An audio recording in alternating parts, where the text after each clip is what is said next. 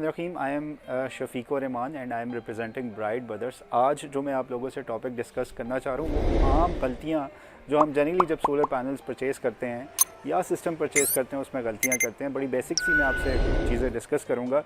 अक्सर मुझसे सवाल लोग ये पूछते हैं कि हम सोलर पैनल्स, कोई भी मार्केट है, फॉर एग्जांपल अगर रावलपिंडी या इस्लामाबाद की बात की जाए तो यहाँ पे एक नोवेलिटी मार्केट है जहाँ पे आपको बहुत ही सस्ते और बड़े चीप पैनल्स मिल जाते हैं जिसकी वारंटी या गारंटी नहीं होती। तो पहला सवाल ये पैदा होता है कि उनके पास वोल्ट मीटर होता है और वो आपको चेक करवाते हैं। वो कहते हैं कि आप इस पैनल्स के वोल्ट चेक कर लें, जो इसके पीछे मेंशन है वो आपको उतना ही देगा।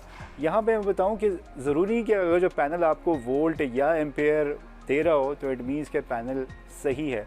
अब मैं आपको अपना एक्सपीरियंस बताता हूँ कि होता क्या है। पैनल जो है उसकी डिटोरेशन होती है या डी रेटिंग होती है कुछ अरसे के बाद।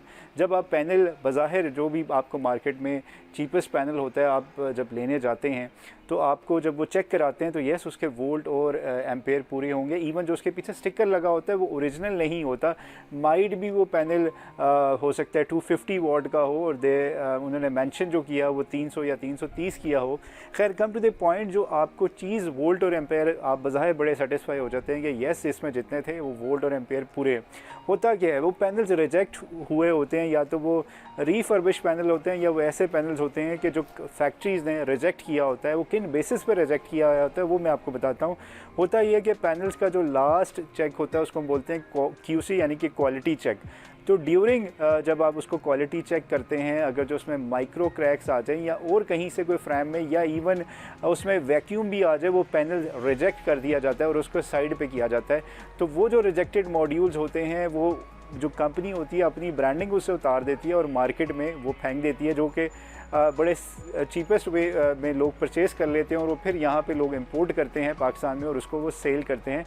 और बज़ाहिर वो पैनल देखने में तो बिल्कुल ठीक लग रहे होते हैं, वोल्ट भी देंगे एम्पेयर भी देंगे, लेकिन विद इन 1 ईयर और 2 ईयर्स जैसे पैनल्स की हम बात करते हैं, जो हम पैनल्स ए ग्रेड लेते हैं, Tier 1 पैनल्स देते हैं तो उसकी 25 ईयर्स परफॉर्मेंस वारंटी देते हैं और 10 ईयर जो है वो रिप्लेसमेंट वारंटी है।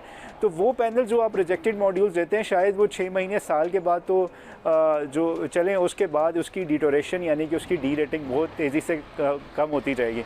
यानी कि 3-4 साल बाद आप कंप्लेन कर रहे होंगे कि पैनल्स में माइक्रो क्रैक्स आ गए हैं, स्नेल टेल्स आ गए हैं, कि वो इश्यूज़ हैं जो रिजेक्टेड मॉड्यूल्स में आ जाते हैं।